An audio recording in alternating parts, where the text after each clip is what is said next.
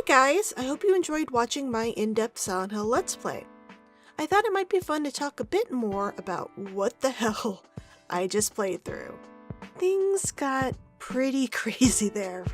We had Dahlia smugly gloating how she's been deceiving Harry this entire time. Then BAM! She's shot by Kaufmann, who's peeved that Dahlia didn't hold up her end of a deal.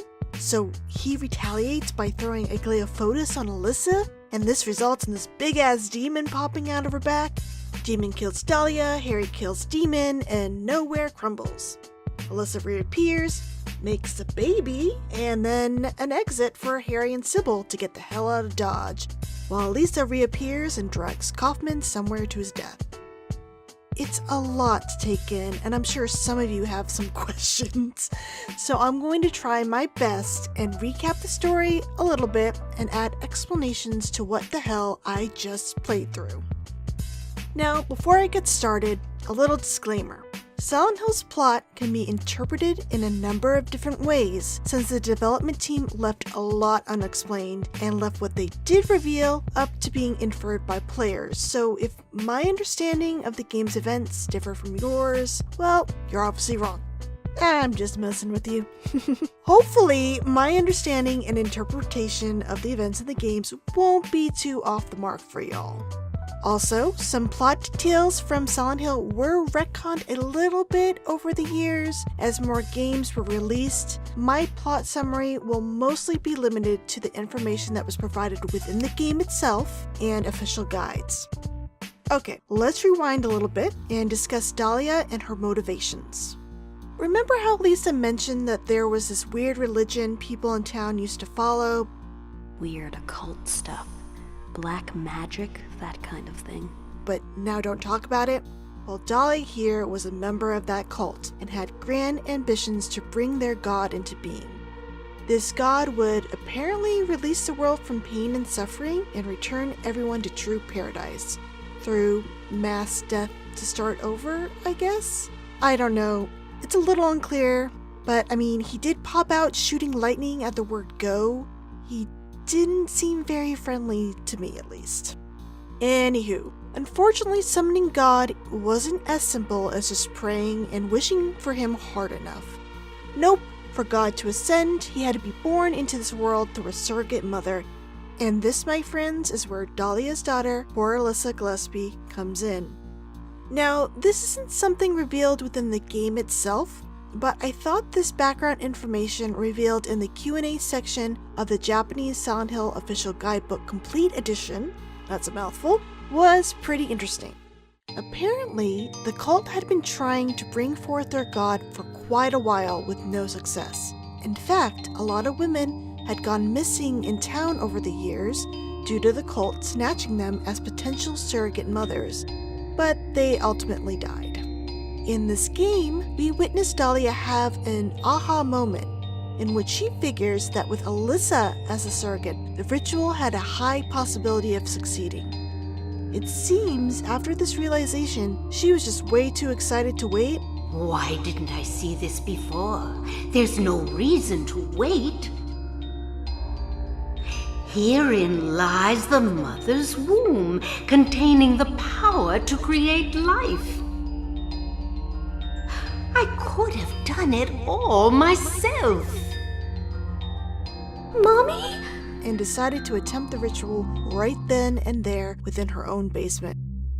The game is vague on details of the steps in the actual ritual used to impregnate someone with God, so how an individual player interprets certain memos, visuals, and dialogue within the game will color their view about what actually happened to Alyssa 7 years ago.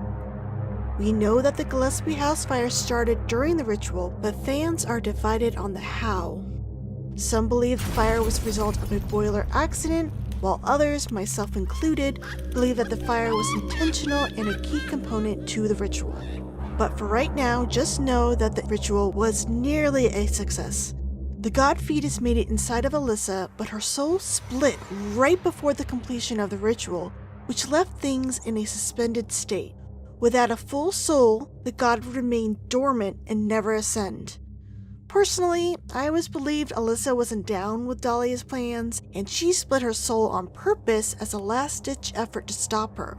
So where did the other half of Alyssa's soul go? Into the arms of Harry Mason and his wife. Yep, that's right, Cheryl, the infant the Masons found abandoned on the side of the highway, is the other half of Alyssa's soul. But even with Cheryl spirited away by the Masons, Dahlia was not deterred from her plans, as she knew it was still possible to lure her back with a bit of magic and good old-fashioned torture. During the fire, Alyssa had suffered a fatal level of burns, and the god currently within her was the only reason she survived. In agony and unable to die due to the god inside, Dahlia knew that with enough time and pain applied, Alyssa would be compelled to call back the other half of her soul. Feeling this child's pain, it's sure to come. But that will take time. However, Alyssa had held out 7 years in an unending nightmare just so her other half could live a happy life before her desire for the release of death became too much to bear. So when the Masons decided to go on vacation, Cheryl's choice and insistence to go to Silent Hill was unconsciously due to Alyssa calling out to her other half of her soul's return. Once Harry and Cheryl made it to Silent Hill, there was no stopping the two halves from reuniting. With her soul intact, Alyssa could break free from the binding spell Dahlia had her under, and her nightmare world was unleashed. She immediately got to work on ending her life. But with God actively maturing inside her once again, there was no way it would allow her to kill herself via normal methods, which is where the seal of Metatron comes into play. This wasn't something said in the game itself, but the Q&A section of the Japanese Silent Hill Official Guidebook Complete Edition reveals a bit more about Alyssa's plans. Essentially, she was trying to annihilate herself via a spell using the seal of Metatron, which involved creating the seal in several locations around town that would make a larger seal when connected. For Alyssa, it was a race against time for her to complete the seal before the god's maturation. In theory, if Alyssa had completed her work, it would have annihilated Harry, Sybil, Dahlia, and most likely all of Silent Hill along with her. But interestingly, the guide also reveals that it's questionable if the plan would have succeeded, and that the true powers of the Seal of Metatron was something Alyssa herself misunderstood.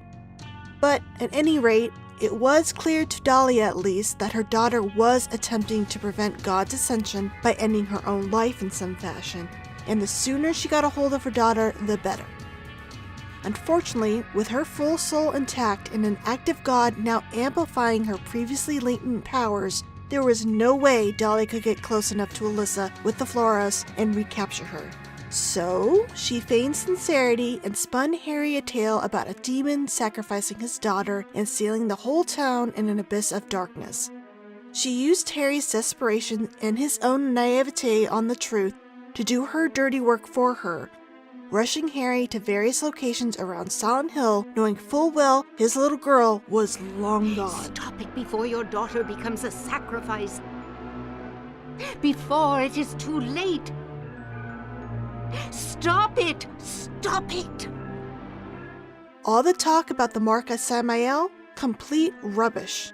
Many fans, including myself at one time, made the assumption that the incubus was Samael Dahlia spoke of, but apparently it was just something she made up. According to the completion guide, the mark of Samael is, and I quote, a sophism to make Harry worry that terrible things are happening that must be stopped at any cost. It's nonsense that falls under the category of wordplay. Bottom line, Harry got played. But if the seal of Metatron actually did have the power of annihilation, I guess Dahlia's lies were kind of true in a way. And thanks to preventing Alyssa from completing her task, in the end, Harry and Sybil were able to make it out of town alive.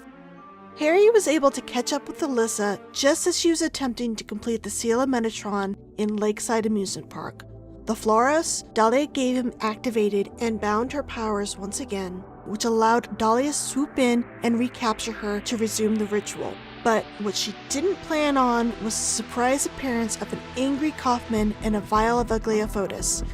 Dahlia seemed pretty scared at first, but seemed okay once God appeared.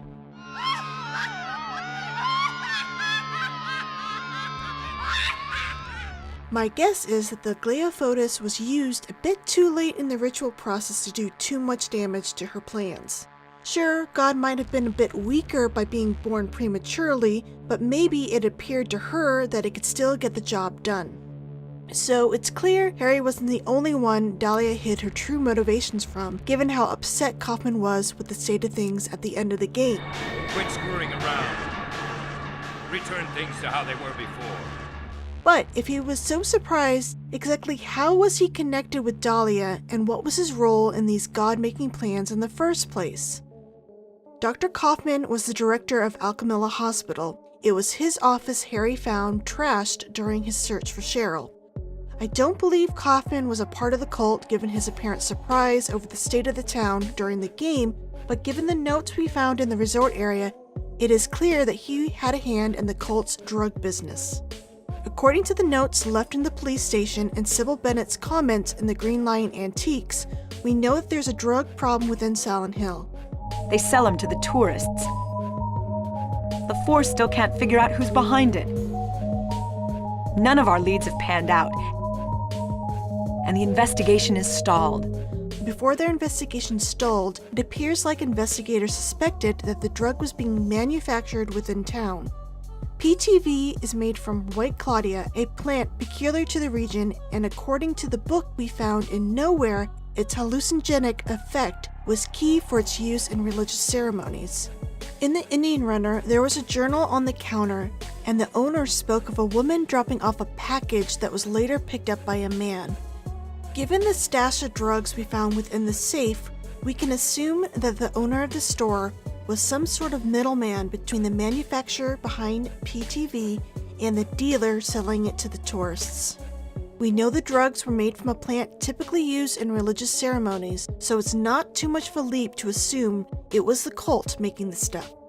The woman mentioned in the journal probably was most likely Dahlia herself, but how do we know Kaufmann is the dealer or was even involved?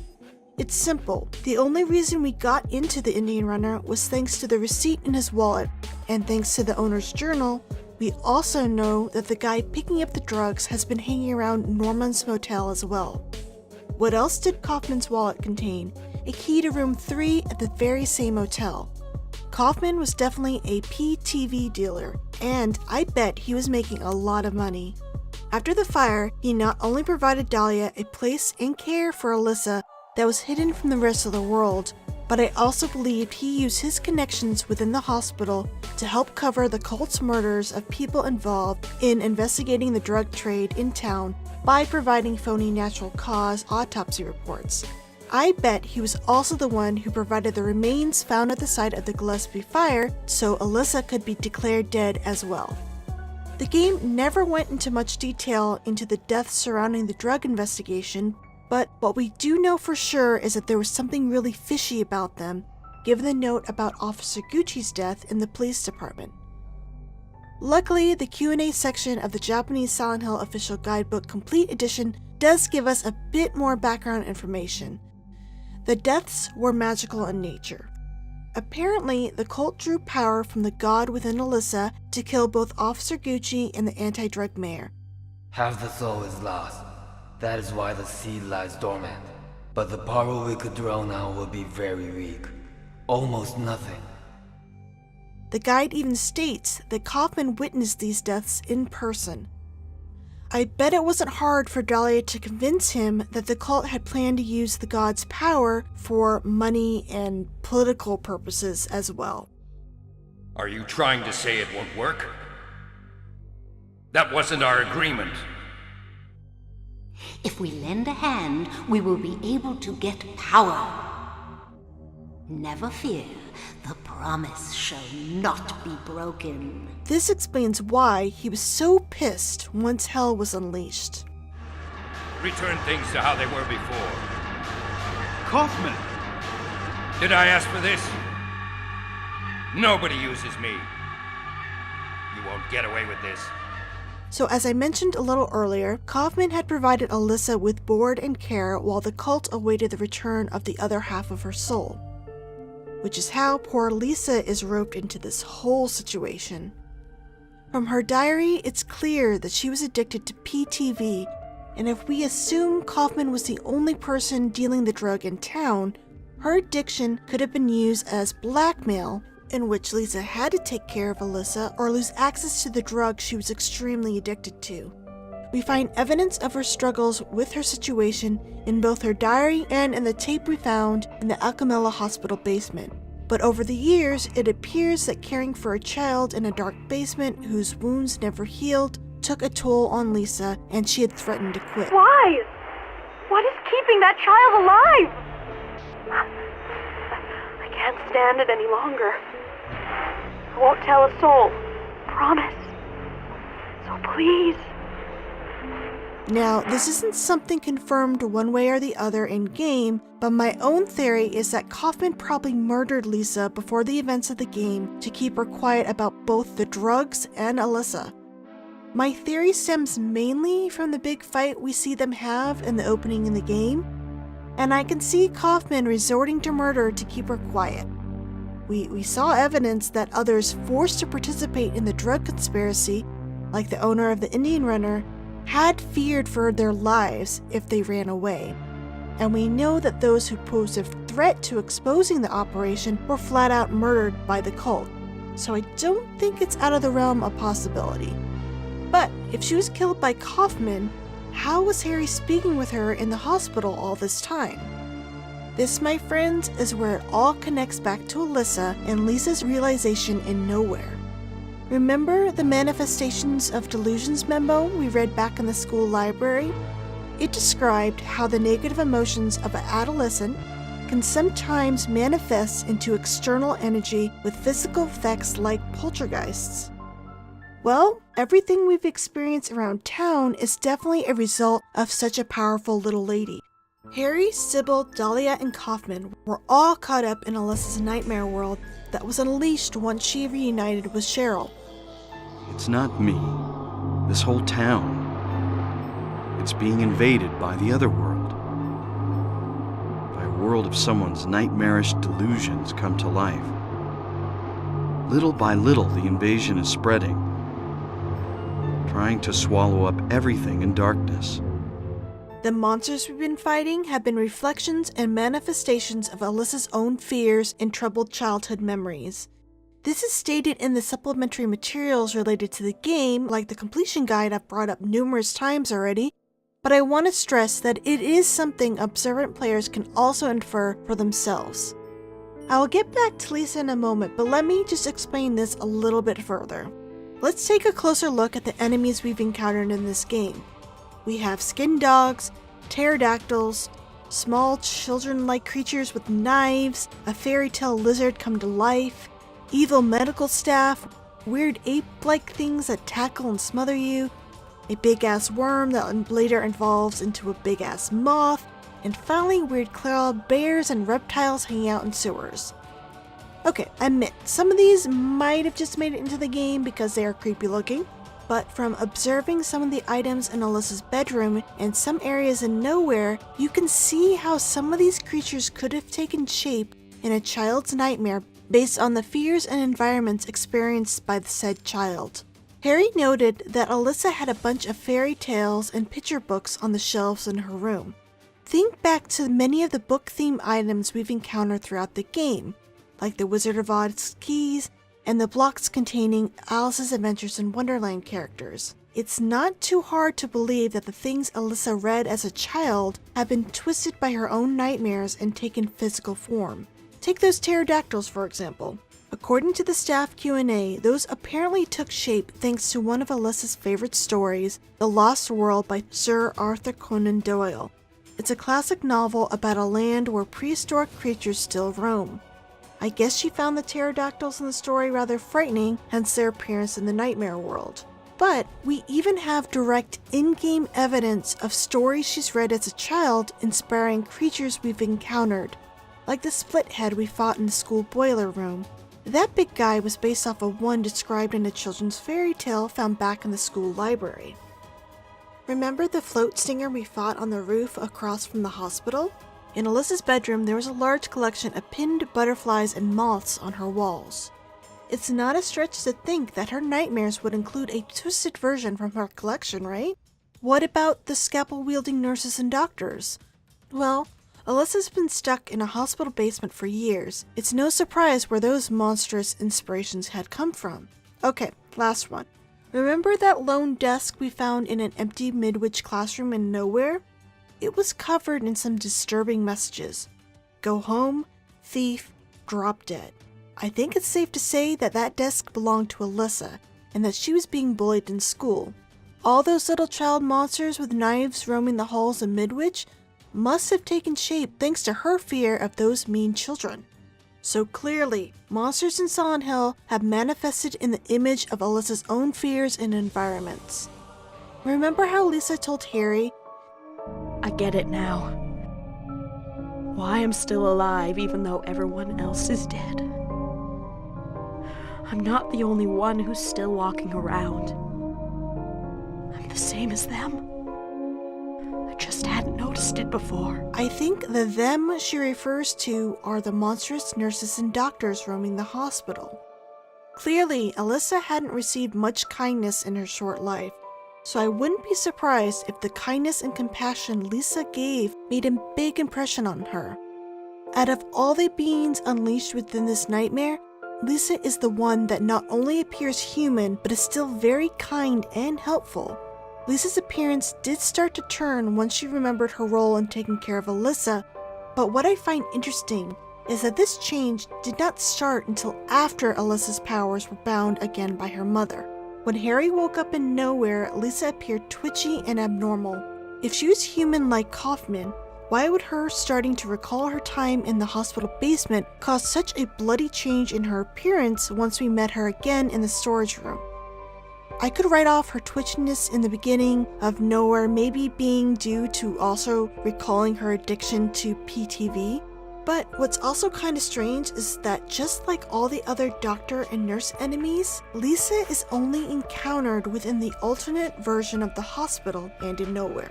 She never appears in the fog world like any of the other humans do. I believe her parting words of "I'm the same as them" and the bloody transformation is a clear indication that she wasn't a real person in the first place.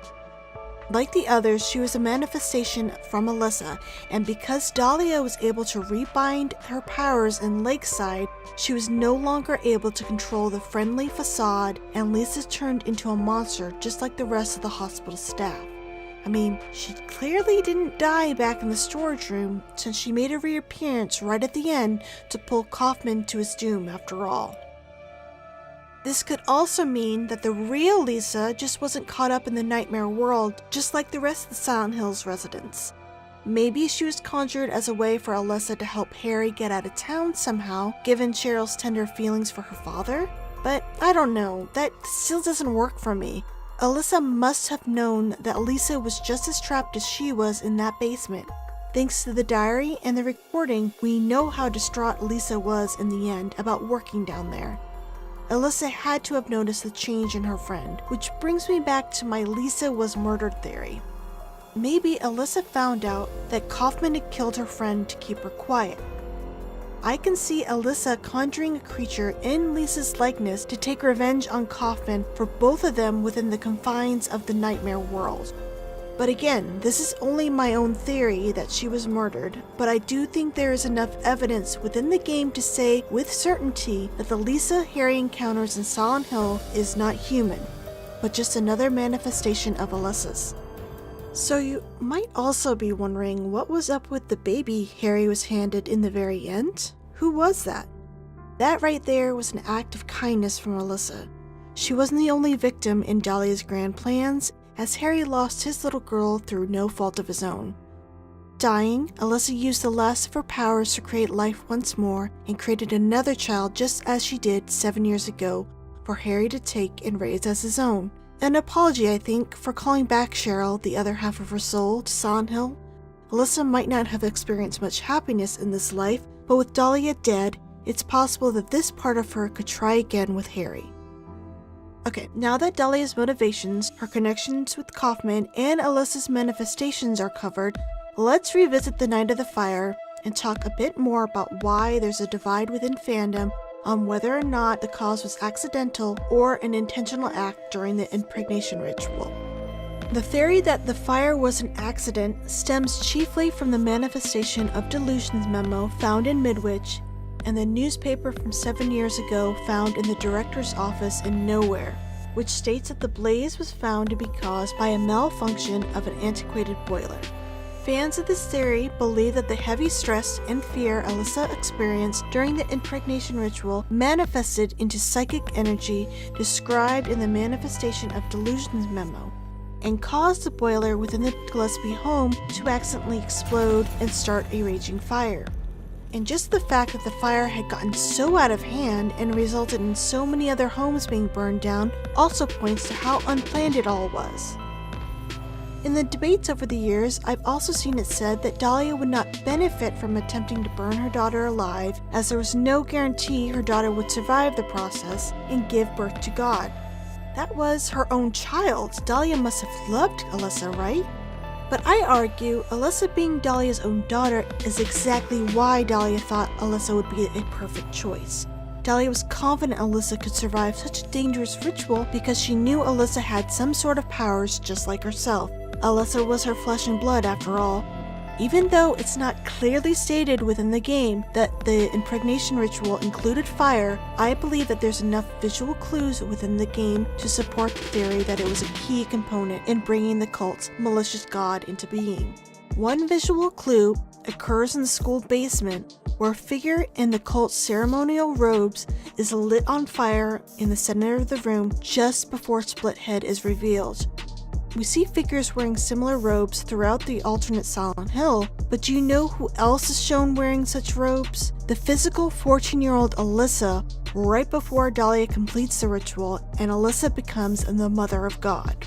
Similar imagery is seen again within the other church found in the back of the Green Lion antique shop. There's a framed image of Incubus hanging above the altar, and as soon as Harry attempts to leave the room, fire shoots from a metal object directly below, and it appears as if the flames are engulfing God. Personally, I think it's another visual clue to symbolize God's creation. Okay, but if the fire was set on purpose, why did the fire get so out of control, and why did the newspaper in Nowhere say that the cause was found to be the malfunction of a boiler? I believe the article shows us how the events were covered up by the cult, and we have other in-game evidence that they are good at this sort of thing, given how they had also successfully covered up the killings of those who posed a threat to their drug operation. What makes the events of 7 years ago any different? I think it's also important to point out that the same article also mentions that the charred corpse of Alyssa was found in the aftermath, and as we all well know, Alyssa lived. What authorities found was most likely a fake. So why did Dahlia let the fire get so out of hand though? If it didn't become an inferno in the first place, there'd be no need for a cover-up. My guess, Dahlia's house was not built with this sort of ritual in mind, so it's not surprising it grew out of hand. And speaking of Dahlia, I wonder why she would even say, Everything is going according to plan, sheltered in the womb. If the fire was an accident, you would think that it would have been mentioned somehow, that it almost ruined things for them. Given Alyssa's life-threatening burns, it appears that if it was accidental, it could have killed the child before the god made it inside. Personally, I think the game made it pretty clear that Dahlia wasn't a nice woman, and it wouldn't have been out of character for her to sacrifice her own flesh and blood to get what she wanted. I mean, just listen to the glee in her voice when she explained how she tricked Harry. His little girl has to go. What a pity. And she didn't even sound that regretful that her daughter was suffering for 7 years, given that the pain helped nourish God within her. Alessa has been trapped in an endless nightmare from which she never awakens. He has been nurtured by that nightmare, waiting for the day to be born. She's an antagonist and the complete opposite to Harry, the hero of the game, who has shown himself to be selfless and willing to go through hell and back to save his little girl. It's dangerous out there. In that case, I need to find her now. Cheryl's my little girl. I can't just leave her out there by herself. Seeing his love for Cheryl, despite the odds, it's not hard to understand why Alyssa held off for so long in calling the other half of her soul back. Now, as for the manifestations of delusions, I primarily interpret that memo as being an explanation for the creation of the monsters and Nightmare World. I don't see it as an explanation for how the fire started. I held off on mentioning this earlier because I wanted to show that there were some hints within the game that players can infer that the fire was part of the impregnation ritual. Supplementary materials agree on this point as well. The Q&A section of the Japanese Silent Hill Official Guidebook Complete Edition answers this point blank. Question: what was the cause of the fire that broke out 7 years ago? Answer: a ritual that Dahlia performed using Alyssa. Quote, Dahlia was confident that she would be able to summon the malevolent deity if Alyssa was surrogate mother. Therefore, as it was not necessary to choose a location, she impulsively carried out the ritual in her own basement. The ritual process involved a great deal of fire, which consequently escalated into a conflagration. This version of events is even reiterated in the game's direct sequel in a memo from Harry who says that Alyssa was burned by her mother as a sacrifice to God. Seems clear Alyssa was burned on purpose, right? But as I said earlier, so much of this game comes down to player interpretations, and for some, the legitimacy of these supplementary sources are still quite debatable. It's pointed out that despite this Q&A being within an official guide published and written by Konami, the answers are not attributed to a particular member of Silent Hill staff. Maybe the person who provided the answers for the questions was wrong or didn't clearly understand the story. Personally, I put faith in the answers provided because it's an official guide released within the same month as the game in Japan and written by people within Konami. I assume that if a guide written by the company who produced the game makes an effort to create a section that, and I quote, gives the truth about what took place in Silent Hill, that those involved in creating the game's story were consulted for the answers. As for the memo in the sequel, it's often questioned why we should take Harry's word. It's not like he was at the ritual, am I right? How would he know what really went down? Well, all I can say is if he was wrong, why isn't his version of events questioned within the sequel itself? But maybe it was and I just didn't pick up on it myself.